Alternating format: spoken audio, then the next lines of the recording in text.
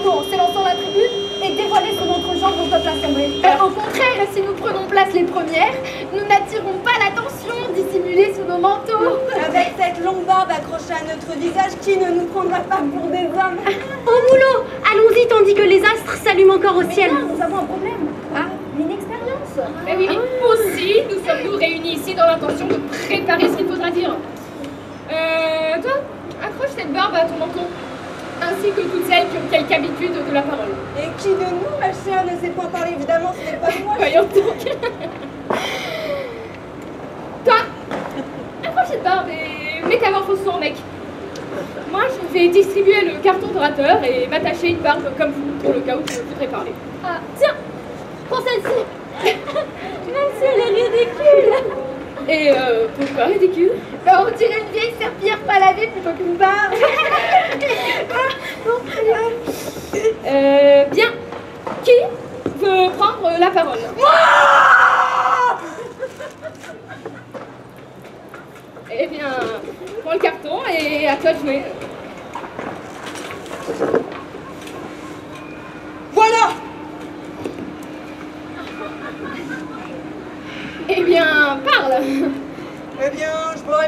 vous me parlez? Comment ça va, hein? Ben oui, ma chère, sinon pourquoi ai-je pris le carton? Dehors. Tu serais capable de nous faire le même coup à l'Assemblée. Quoi, les hommes ne boivent pas à l'Assemblée? Mais allons bon, tu crois qu'ils boivent? Ben oui, et du pur jus, c'est pourquoi leurs décrets sont complètement délirants. Il faut aussi des libations. Avec quoi toutes ces prières s'il n'y a pas de pain? Ah, de plus, ils s'injurient quand ils ont trop bu et ça se finit toujours de la même manière. Ils s'empoignent, ils sont portés par les gens. Là après que ça passe, s'il te plaît. Tiens, y en a-t-il une autre qui veuille prendre la parole? Personne? Pas de soucis. Vous savez, moi c'est pour vous, hein. Moi j'ai déjà mon bac. Moi? Ah! Quel enthousiasme! Mais oui! Vas-y! Bravo! Premier exemple. L'État? Mais tâche de faire un beau discours.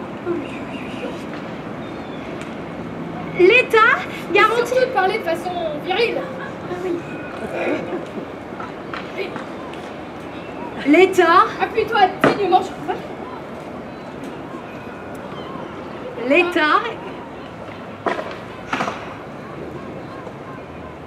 L'État garantit toujours tout ce qu'il trouve. Aux uns la richesse, aux autres la pauvreté, aux uns la liberté fondée sur la propriété, aux autres l'esclavage, conséquence terrible de la misère. Je suis contre! Je prends à témoin les deux déesses, Athéna, Artémis, Déméter. Mais qu'y a-t-il? Je n'ai pas encore demandé à boire. Alors, déjà, les deux déesses, malheureusement, ont tué l'esprit. Mais je ne comprends pas. Mais tu es un homme, et les hommes ne jurent que par les... Ah, que par les hommes! Les dieux! Les dieux. Pour le reste, ce que tu as dit était très bien. Ah oui, par Apollon, par Apollon. Donne-moi le carton, je veux parler moi aussi. Je crois avoir médité mon discours au poil.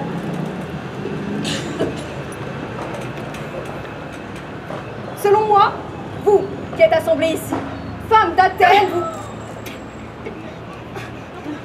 Tu dis ça alors que tu t'adresses à une assemblée d'hommes. Oh, Praxagora, je suis désolée, c'est à cause de tous ces minets qui ont assemblé, j'écris pas à des femmes. Va t'asseoir. Je vais prendre ce carton et parler pour vous tous.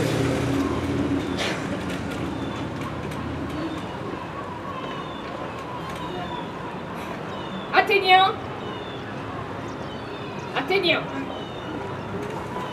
je souhaite, à l'égal de vous-même, l'intérêt de ce pays. Mais je souffre et m'indigne de tout ce qui se passe dans notre cité. Je la vois toujours gouvernée par des corrompus. Et si l'un d'eux est honnête une seule journée, il sera corrompu durant 10 jours. Se tourne-t-on vers un autre, il fera encore plus de dégâts. Oui. Je sais qu'il n'est pas commode de faire la leçon à des gens difficiles à contenter, comme vous, qui craignez ceux qui veulent vous aimer et qui implorez à chaque occasion ceux qui ne le veulent pas. Oh, par Aphrodite que c'est bien. Tu as nommé Aphrodite. Ce serait du joli si tu disais à l'Assemblée. Mais je ne le dirai pas. Non, j'ai pas l'habitude. Commence tout de suite. Lorsque nous délibérions sur telle ou telle loi, on disait que si elle ne passait pas, c'en était fait de la ville. Quand elle fut votée, on s'en mordit les doigts. Et celui qui l'avait présentée décampa. Faut-il un impôt sur la fortune? Le pauvre vote oui, les riches et les paysans votent non. Bravo! Mais que cet homme est malin.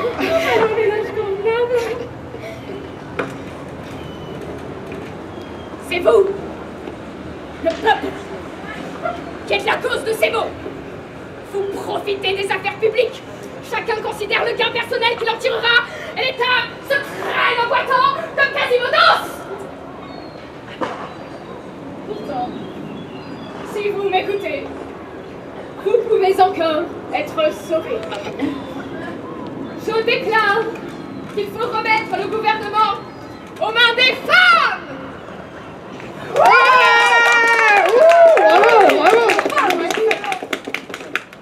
Je vais vous montrer à quel point elle nous surpasse en qualité. Car vous n'en verrez pas une. Cherchez à innover, elles font des grillades, elles restent assises, comme autrefois. Elles font cuire les gâteaux au four, comme autrefois. Elles s'achètent en douce des friandises, comme autrefois. Elles maltraitent leur mari, comme autrefois. Elles ont des amants cachés, comme autrefois. Et elles font l'amour avec plaisir, comme autrefois. Livrons-leur la cité sans bavardage inutile, comme autrefois. Laissons-les gouverner gentiment. Voyons seulement que, étant mère, leur premier souci sera de préserver nos enfants pour se procurer de l'argent. Rien de plus malin qu'une femme. Au pouvoir, elles ne seront jamais trompées, vu qu'elles sont elles-mêmes habituées à tromper. Je n'insiste pas. Suivez mon conseil et vous coulerez votre vie dans le bonheur. Mais dis-moi, ma douce Praxagora, où as-tu donc appris tout cela? Pendant longtemps, j'ai habité avec mon mari en face de l'Assemblée, et c'est là que je me suis instruite en écoutant les orateurs. Oh ma chère, pas étonnant que tu sois éloquente et habile. Nous autres femmes, nous te choisissons comme chef. Accomplis ce que tu as conçu. Et sinon, qu'est-ce t'insulte avec ces yeux chassieux? Je lui dirais d'aller mater le cul d'un chat.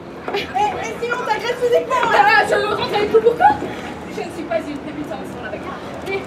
Mais si les gendarmes te tournent dessus, qu'est-ce que tu feras? Je me défendrai à coups de cul. On ne pourra jamais t'attraper par les monstres. Et voilà un plan parfaitement machiné. Mais comment lèverons-nous la main pour voter sans nous trahir? C'est plutôt les jeunes qu'on est habitués à élever. Ce n'est pas facile. Il faudra voter à main levée en évitant de découvrir le bras jusqu'à l'épaule. Alors maintenant, fixez bien les gros souliers de vos maris, allongez vos barbes, enveloppez-vous des gros manteaux d'hommes que vous avez subtilisés et mettons-nous en marche, appuyés sur nos bâtons, en chantant une vieille chanson au succès.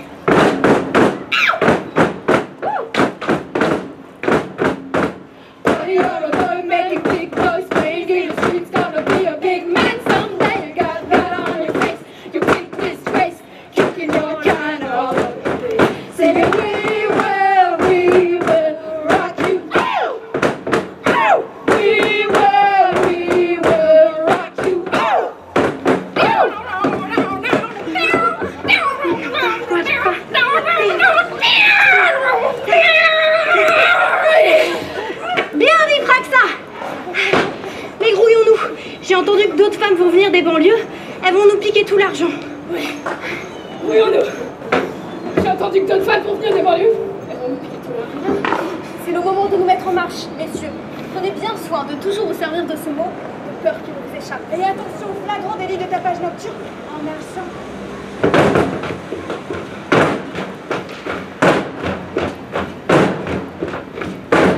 Allons à l'Assemblée. Citoyens, l'assesseur a menacé de ne pas distribuer l'indemnité à quiconque n'arriverait pas, dès le point du jour, tout poudreux, plein de saumure à l'ail, le regard de travers.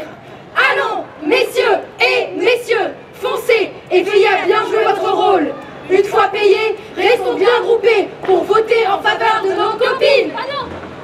Ah bah non, c'est copains qu'il fallait dire.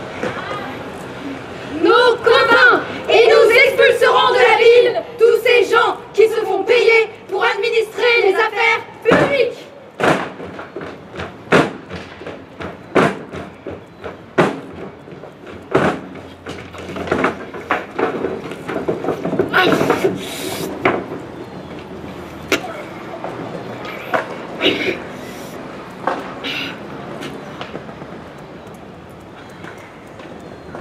Oh là là là là là là. Ma femme! Où est-elle? Le jour se lève et elle est introuvable. Moi j'étais couchée. Une envie de faire caca me réveille. Ah, la lampe a disparu, alors je cherche mes chaussures dans l'obscurité. Je cherche mon manteau. Rien. Et comme la crotte frappe à la porte de plus en plus fort, je prends la robe de ma femme, j'enfile ses chaussures et puis je sors. Trouver un endroit, oui, où me vidanger les intestins. La nuit, tous les endroits sont bons. À l'heure qu'il est, personne ne me verra déféquer. Ah, quel malheur de s'être marié! te mérites des coups. Elle n'est pas sortie pour un motif honnête. Mais quoi qu'il en soit, il faut que je chie. Mais qui est là? On dirait mon putain de voisin de Pyros. Ah mais pardon, c'est toi? Mais qu'est-ce que tu fous avec cet habit marronasse sur le dos? Je suis sortie avec la robe de ma femme. Et ton manteau? Je sais rien, je l'ai pas trouvé sur mon lit. T'as pas demandé à ta femme où elle est? Où il est, pardon? Bah non, par Zeus, elle n'est pas à la maison. Elle a filé en douce et je crains qu'elle ne fasse une bêtise. Alors, Poséidon, c'est pareil pour moi. La mienne est sortie avec mon manteau habituel que... Et ce n'est pas tout. Elle a aussi pris mes grands, je les retrouve nulle part. Mais comme moi. Et comme j'étais pris d'un besoin pressant, j'ai vite chaussé ses escarpins de peur de chier sur ma couverture qui était toute propre. Mais que se passe-t-il? Une de ses amies l'aurait-elle invitée à une pyjama party? C'est possible, elle n'est pas dépravée que je sache. Mais tu suis les corps. Bon, faut que j'aille à l'assemblée dans l'espoir d'y retrouver mon manteau, c'est le seul que j'ai. Moi aussi quand j'aurai fini, mais là, je peux te dire que j'ai une poire sauvage qui obstrue le passage des matières. Est-ce la poire dont parlent tous les historiens? Celle qui bouge tout et qu'on appelle poire d'angoisse? Par Dionysos, mais elle tient bon. Que faire? Et du coup, autre chose me perturbe. Maintenant que la porte est verrouillée par cette créature piriforme, par où passeront désormais les excréments? Qui m'emmènera un médecin? Ah, et lequel? Qui est le plus habile dans la science des trous de balles? Ami, non, pas. Mais peut-être me refusera-t-il. Oh! Recherche Antisthène, à tout prix. En raison de ses soupirs intestinaux, il doit savoir ce qui convient à un derrière constipé. Respectability! Ne me laisse pas crever d'un verrouillage culier et devenir la risée des humoristes! Oh, mais Pyros! Mais qu'est-ce que tu fais là? On dirait que tu chies. Mais non, par Zeus! J'ai fini, je me lève. T'as mis la robe de ta femme. Oui, bah je l'ai pris sans y voir dans l'obscurité. Mais d'où viens-tu, dis-moi? Et bah de l'assemblée. Elle est déjà finie? Oui, par Zeus, dès le petit matin. Et t'as reçu ta rétribution? J'aurais bien aimé. Mais je suis arrivée trop tard. Et j'ai honte de rentrer chez moi avec ma bourse vide. Trop tard à l'aube? À cause de quoi? L'affluence, Tom. Tel qu'il n'y en eut jamais sur la place. Ils avaient tous la peau très blanche. En les voyant, nous avons tous pris pour des veilleurs de nuit. Car on n'avait sous les yeux que des visages pâles. Voilà comment ni moi, ni d'autres n'avons rien touché. Tu veux dire que si j'y allais maintenant, je ne recevrais rien? Rien de rien, même si tu étais venu dès le second chant du coq, comme moi. Pauvre de moi! Il pleure dans mon cœur comme il pleut sur la tue. Ah, j'ai tout perdu.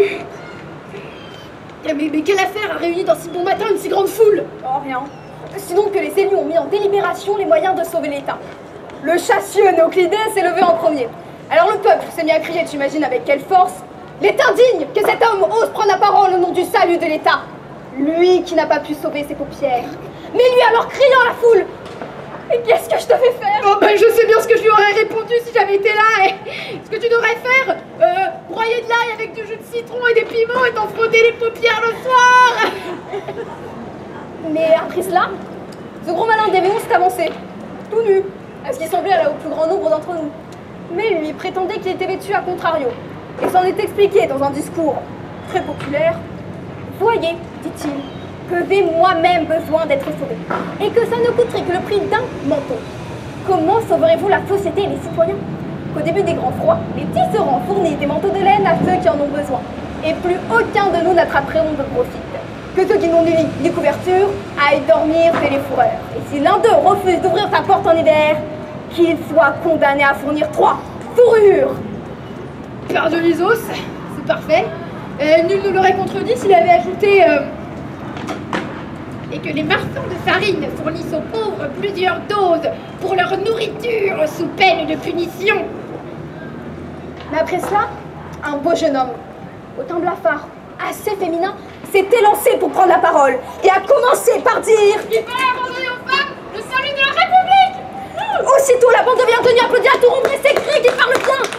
Mais les gens de la banlieue s'y opposent. Par Zeus, ils avaient raison. Ils étaient en minorité. Le jeune homme dominait leur clameur, disant: Beaucoup de bien des femmes. Wouh! Et beaucoup de mal de toi. De moi? Qu'a-t-il dit? D'abord, il a dit que t'étais un enfoiré. Et toi, m'interroge pas là-dessus. Puis un voleur. Moi seul. Et puis un dénonciateur. Moi seul. Mais toi, par Zeus. Et tous les hommes là. Personne ne le conteste. Et il a dit que la femme est la sagesse même et source de fortune, ajoutant que nul d'entre elles ne divulgue les secrets de la réunion. Tandis que toi et moi, nous révélons toujours les décisions du conseil. C'est pas faux. Il disait ensuite qu'elle se prête entre elles des bijoux, de l'argent, de la vaisselle, cela seul, sans témoin, et qu'elles sauront tout exactement, sans jamais se faire de tort. Alors que d'après lui, nous, on se fait du tort fréquemment. C'est vrai, même quand il y a des témoins. Qu'elles ne font ni conspiration, ni délation, ni procès. Ouais. Bref, qu'elles ont toutes les qualités, patati et patata. Mais qu'a-t-on résolu? De leur remettre le gouvernement à elles. D'autant que c'est la seule nouveauté qu'on n'est pas encore tenté par ici. Et cela a été accepté. Comme je te le dis. Elles vont être chargées de tout ce qui a été confié aux hommes. Absolument. Mais toi, tu pourras rester à la maison et péter à ton aise. Mais nous n'avons qu'une seule chose à craindre si elles ont le pouvoir, c'est qu'elles nous prennent de force. Pourquoi faire? Et pour les baiser. Et si nous ne pouvons pas? Elles nous priveront de repas. Eh ben démerde-toi pour avoir mangé et bien les baiser. Ce qui est fait par contrainte est toujours pénible. Mais si l'intérêt de la ville l'exige, il faut que tous les hommes s'y soumettent. C'est une tradition héritée de nos pères que les décisions les plus extravagantes virent toujours à notre avantage. Bon, je m'en vais. Porte-toi bien. Soigne ta constipation. Toi aussi, Crémès.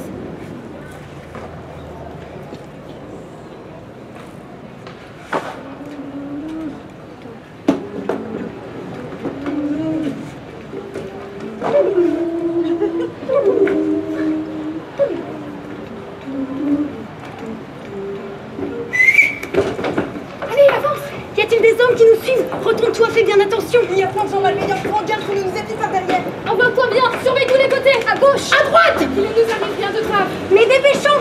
Nous voici à l'endroit d'où nous sommes partis pour l'assemblée. On revoit la maison de notre guide, celle qui a lancé ce projet que les citoyens ont approuvé. Alors, décrochons vite nos barbes. Quelqu'un pourrait nous surprendre. Nous dénoncer. Allons derrière ce mur. Reprends tes vêtements habituels. Dépêche-toi. Voici notre général qui revient de l'assemblée. Bougez-vous. Laissez tomber vos barbes. Les femmes arrivent. Elles ont pris le pouvoir. Mes amis, tout ce que nous avions projeté a réussi. Maintenant, dépêchez-vous de vous changer avant qu'aucun homme ne vous aperçoive. Moi, je vais rentrer sans croiser mon mari et remettre ses affaires où je les ai prises. Tout c'est passé. Selon tes ordres, je n'ai jamais rencontré de femme plus habile que moi. Restez. J'aimerais prendre vos avis sur l'autorité dont on vient de m'investir. J'ai apprécié votre courage dans le chaos et dans les dangers. Raxa, d'où viens-tu? Blépi, qu'est-ce que ça peut te foutre? Qu'est-ce que ça peut te foutre? Tu te fous de moi? Tu ne vas quand même pas insinuer que je reviens de chez un amant. De chez plusieurs, si ça se trouve. Pour vérifier. Et comment? Et à sentir si je suis parfumée. Quoi? Une femme ne pourrait pas faire ça sans parfum? Et où t'es-tu enfui? Des poutrons minés avec mes affaires? Une de mes meilleures amies allait accoucher. Elle m'a envoyé chercher cette nuit. Et ne pouvais-tu me prévenir? Comment abandonner une femme en couche, mon cher mari? Il fallait me le dire. Il y a quelque chose là-dessous. J'ai couru comme j'étais. Elle me priait de venir au plus vite. Et il te fallait quand même tes vêtements. Au lieu de ça, tu prends les miens, tu me laisses ta robe et tu me plantes là, comme un mort en exposition, si ce n'est que je n'ai ni couronne ni fleurs. Il faisait froid. Je suis faible et délicate. Je me suis enveloppée pour me tenir chaud. Et toi, je te laissais bien chaudement au doudou, mon petit mari. Mais mes chaussures aussi ont disparu avec toi et mon bâton. Pourquoi faire? Pour éviter qu'on me vole le manteau, j'ai changé de chaussures et j'ai marché comme toi, faisant du bruit avec les pieds et frappant la terre avec le bâton. Et bah du coup tu as perdu l'indemnité que j'aurais dû gagner à l'Assemblée. Pas grave, elle a fait un solide garçon. Quoi, à l'Assemblée? Mais non, celle que j'ai secouée. Ah oui. Est-ce que l'Assemblée a eu lieu? Évidemment. Tu ne te souviens pas de ce que je t'ai dit hier? Ah non, et toi non plus, hein. Bah si, on y était. Ah non, non, moi j'étais en Alsace chez des cousins. C'était, du coup je pouvais pas être... Mesdames, pouvez vous prélasser dans les délices. On dit qu'on vous a donné le pouvoir. Oh mon Dieu! Mais pourquoi faire? Pour tisser? Mais non, par Zeus! Pour gouverner. Gouverner quoi? Tout ce qui concerne les affaires de l'État. Par Aphrodite, la République va prospérer alors? Comment ça? Mais pour un tas de raisons. Le crime n'osera plus la souiller. Fini les faux témoignages, la délation. Par tous les dieux, Praxagora! Tu ne vas pas me couper les vivres! Il laisse parler les femmes. On ne volera plus. On ne sera plus jaloux envers son prochain. Plus de gens nus, ni miséreux. L'endetté ne mettra plus rien en gage. Par Poséidon, en voilà de belles promesses. Si ce ne sont pas des mensonges, je les réaliserai. Vous m'en rendrez témoignage et celui-ci ne pourra plus me contredire. C'est le moment de mettre en œuvre Ton génie pratique, Tes sentiments démocratiques et de combler tes amis. l'intérêt collectif.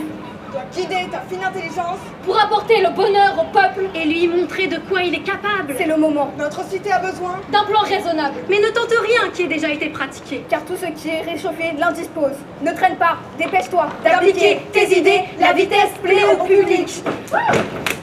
Bien dit, bravo. Bien dit, Praxa, tes décisions sont les meilleures, ça ne fait pas un pli. Mes amis, que personne ne me contredise, ni ne m'interrompe, avant que j'ai fini d'exprimer ma pensée.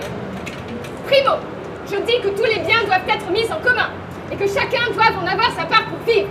Il ne faut pas que l'un soit riche et l'autre pauvre, que l'un soit servi par une foule de larbins, et que l'autre n'ait personne avec lui. Donc, j'établis une vie communautaire, la même pour tous. Et comment sera-t-elle la même pour tous? Bah toi, tu mangeras de la merde. Bon, la merde aussi sera en commun? Ah non, mais tu m'as interrompu. Bon, voilà ce que je voulais dire avant d'être interrompu. Primo, je mettrai en commun la terre, l'argent et les possessions. Deuxio, avec tous ces biens réunis, nous vous nourrirons en gérant tout à bon escient et avec parcimonie. Et celui qui ne possède pas de terre, mais de l'argent, du liquide ou des richesses cachées, hein? Bah, il les apportera aux dépôts. On risque de passer pour un fourbe. Mais si c'est comme ça qu'il est riche! Ces richesses ne lui serviront à rien. Comment ça? Plus rien ne justifiera la pauvreté.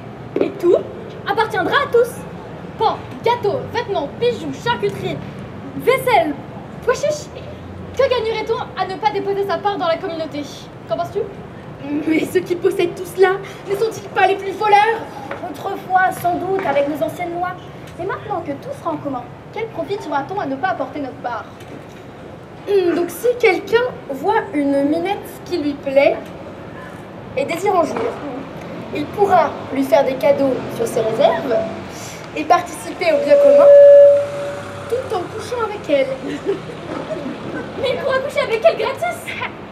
Oui, j'entends que toutes les femmes soient communes à tous et fassent des enfants avec qui faudra. Mais tous les hommes vont se précipiter vers la plus jolie.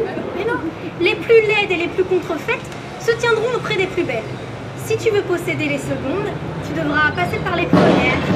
Et si nous couchons avec une laide, ne serons-nous pas complètement ramollis avant de s'attaquer à la jolie? Mais elles ne résisteront pas. À quoi? Sois tranquille, elles ne résisteront pas. À quoi? À la volupté. Ouais. Votre calcul est plutôt bien pensé, mais il est pensé pour que votre trou ne soit jamais vide. Et les hommes, que feront-ils? Les meufs fuiront les vieux et les laids et cavaleront après les gracieux jouvenceaux. Mais non, les hommes hideux suivront les plus jolis garçons à l'issue des repas et dans les lieux publics. Et les femmes ne pourront coucher avec ceux-ci qu'après s'être donné à cela. Ah, tu veux dire que le corps d'un laidron aura autant de droits que celui des jeunes mecs les plus séduisants? Oui, voilà en effet un décret équitable. Et ça sera une drôle de leçon pour les arrogants et les coquets lorsqu'un minable leur criera: laisse-moi passer, attends que j'ai fini de niquer, tu prendras le second tour. Mais avec cette façon de vivre, comment chacun reconnaîtra-t-il ses enfants? À quoi bon? Les enfants reconnaîtront pour leur père tous les hommes les plus âgés. Mais ne vont-ils pas s'attaquer à n'importe quel vieillard sans le connaître? Puisque de nos jours, ils s'attaquent à leur père, qu'ils connaissent. Qu'est-ce que ce sera s'il leur est inconnu? Comment éviter qu'il lui gagne sur le nez? Quiconque en sera témoin s'y opposera. Jadis, il s'en fichait que l'on frappe le père d'un autre. Maintenant, dès qu'un vieillard sera battu, chacun de peur que son père ne soit la victime, prendra sa défense. Ah bah oui, ah bah tout ça est fort bien dit. Cependant, si Erdoganos ou Donald Trumpos m'appelait son père, ce serait fort désagréable. Il aurait quelque chose de plus désagréable encore. Hein. Quoi donc? que Poutinos vienne t'appeler en t'appelant. Ah, il s'en repentirait cruellement. Et toi, tu sentirais le fagot. Mais de toute façon, il est né longtemps avant le décret, tu n'as pas à craindre ses baisers. On serait au désespoir. Bon, qu'est-ce que j'aurais à faire? Tu n'auras que le souci d'aller t'empiffrer lorsqu'il sera l'heure de dîner. Plus de vol. On ne sera plus rançonné la nuit. Bah, il n'y aura plus de tribunaux, puisque plus d'agressions, plus de vols, puisque tout le monde aura de quoi vivre. Si l'on t'attaque, laisse-toi défiler tes bâtiments. À quoi bon résister? On ira choisir un meilleur habit au fond commun. Et quel style de vie veux-tu établir? Pas grand-chose, une communauté parfaite. Je veux faire de la ville une seule et même habitation, où tout se tiendra. De sorte qu'on passe librement de l'un chez l'autre. Et les repas sont-ils pris en commun? Oui, dans les tribunaux désaffectés. Parfait. Les femmes iront au-devant de vous dans les lieux publics en disant « Viens ici, il y a une jolie fille !» Mais une autre, du haut de sa fenêtre, criera Viens chez moi, j'en ai une belle et bien blanche, mais il faut d'abord coucher avec moi. « Les hommes hideux suivront les jolis garçons en disant « Où vas-tu? Tu ne gagneras rien à courir ainsi. La loi veut que les hommes les plus moches et les plus mal foutus soient les premiers cajolés. Toi, en attendant, amuse-toi bien, tout seul, sous le vestibule. » Eh bien, dis-moi, ça pouvait. Oui. Bien, il faut maintenant que j'aille sur la place publique, recevoir les biens que nous allons mettre en commun et trouver une femme avec une bonne voix comme porte-parole. Ce sera indispensable pour gouverner. Je vais ensuite approvisionner la table commune pour que vos banquets commencent dès ce soir. Dès aujourd'hui? Et après, je vais supprimer la prostitution. Et quoi? Je vais supprimer la prostitution. Mais pourquoi? Bah, c'est évident. Pour éviter la priorité sur les jeunes gens et jeunes filles. Je ne veux pas que des professionnels bien balancés détournent le plaisir des citoyens et des citoyennes ordinaires. Bon, ben je te suis de près pour profiter de ton prestige et entendre murmurer « C'est le mari de la patronne, respect !»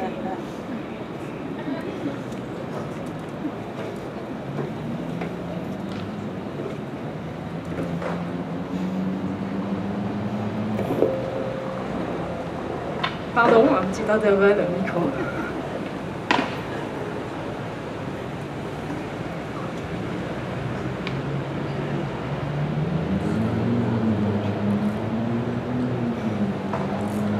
Je suis une femme libre. Il fallait la réunion de toutes les femmes pour sauver le pays. Elles sont toutes venues. Et comment pouvaient-elles organiser un dessein si grand, si glorieux? Elle qui reste toujours à la maison, bien parée, bien fardée, bien chouchoutée. Il n'est pas aisé aux femmes de sortir de la maison.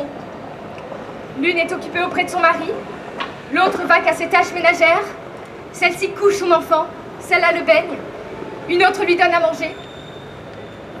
Pour les bouger, il m'a fallu beaucoup de persuasion.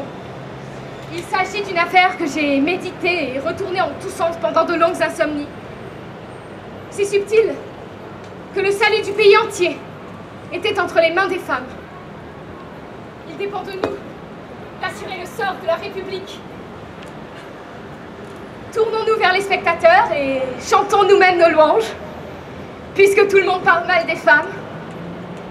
On dit bien que nous sommes un fléau pour les hommes, que de nous viennent tous les maux, procès, querelles, séditions funestes, chagrins, guerre. Mais je vous le demande, si nous sommes un fléau, pourquoi vivez-vous avec nous? Pourquoi mettez-vous tant de soin à garder une peste?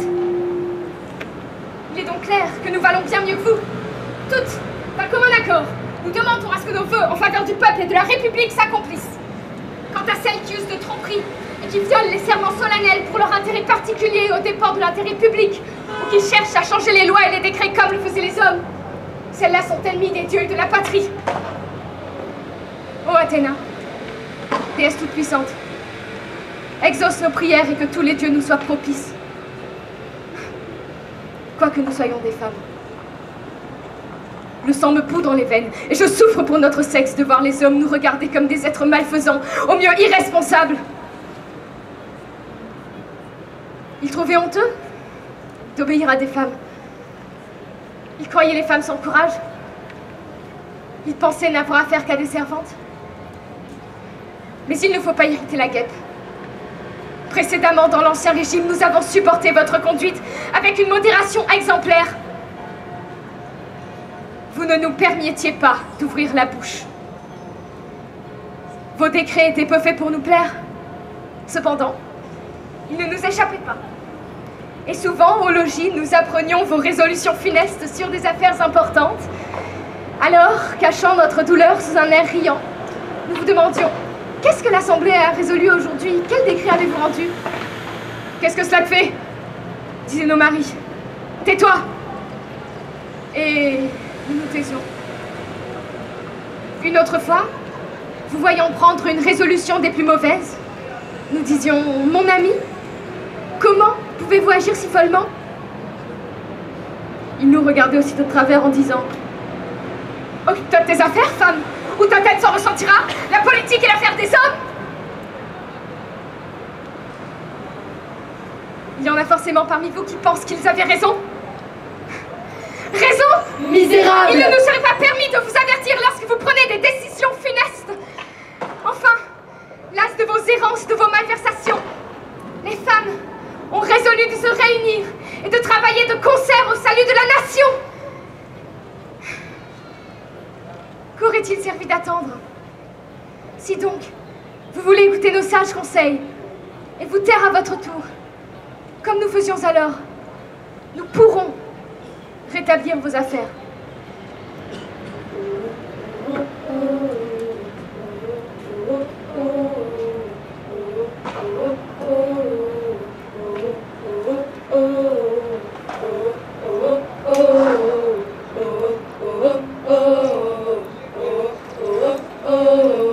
Allez-y, partez, les deux pieds légers, prenez-vous la main, comme à dénoncer, chantez la concorde, absolue, complète, si tu t'imagines, fillette, que dans ce monde, dans un jeune écart, tout ça pour être toujours une plus belle femme.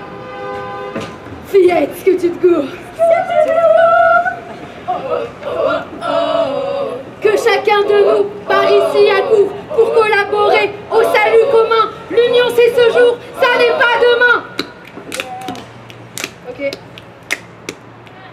Qu'aujourd'hui nous tous soyons solidaires, mais qu'on enfin on combine nos guerres. Je ne finirai jamais de danser, mes genoux jamais ne seront crevés. Avec ces nanas, on sera sans cesse. Mixer force, grâce, audace et sagesse. Mère courageuse, fille intrépide, marcher sans faiblir, levons-nous des brides. Désormais sans peur, Ne commettions plus Les mêmes erreurs, voici le moment. de se réjouir que le peuple en joie danse sans mourir. Et que chacun se remette à l'ouvrage après les ivresses et les badinages. Supplions les dieux de veiller sur nous, de nous apporter la santé et les sous. Des terres fertiles, des femmes fécondes, bonheur et justice à travers le monde.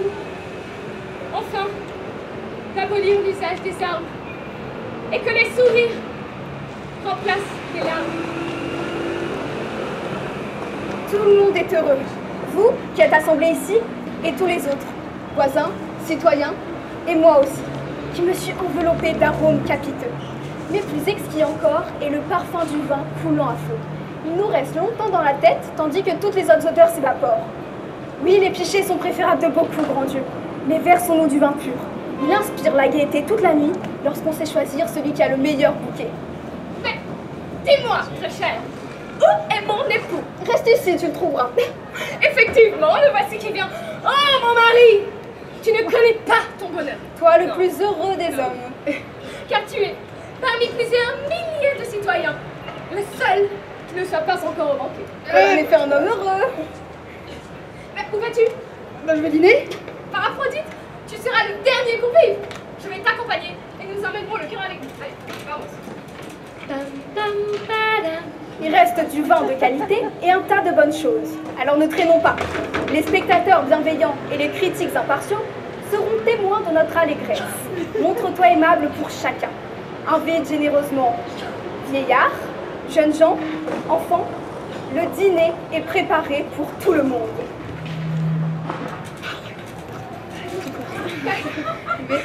Eh bien, mes amis, allons-y, en chantant. j'aimerais donner un petit avis au public. Que les rieurs nous jugent sur ce qui les a fait rire. Que les sages nous jugent sur ce que nous avons dit de sages. Nous nous soumettons au jugement de tout le monde. Et que votre opinion ne soit pas contraire à la conclusion de cette pièce. Souvenez-vous de tous nos efforts. Fiez-vous à votre impartialité. Et jugez les artistes selon leur mérite. N'imitez pas ces villes courtisanes qui se souviennent que des derniers qui les ont payés. Mes amis, si nous voulons en finir, il est temps de nous rendre au festin. En dansant, en mesure, marquons le pas. C'est parti. Alors on s'élance, d'un pas décidé, marchons en cadence pour nous régaler dans une chaude ambiance du menu sacré. Caviar, viande, mousse, abricot, bouillabaisse, surgeon, plomb, convin, escargot, divol, ventre, gobain, c'était pas flambé, chamel, chipolata, la peau, canard, orange, cochine, crevisse, la vie, perdrix, pâté, cacahuète, etc. Et que chacune, et que chacun, vite, vite, prenne une assiette, un verre et court, se mettre à table, les autres mangent déjà. Vite, vite, pressons le pas, sautons de joie, victoire à table, et puis pourra, hurrah, hurrah, hurrah.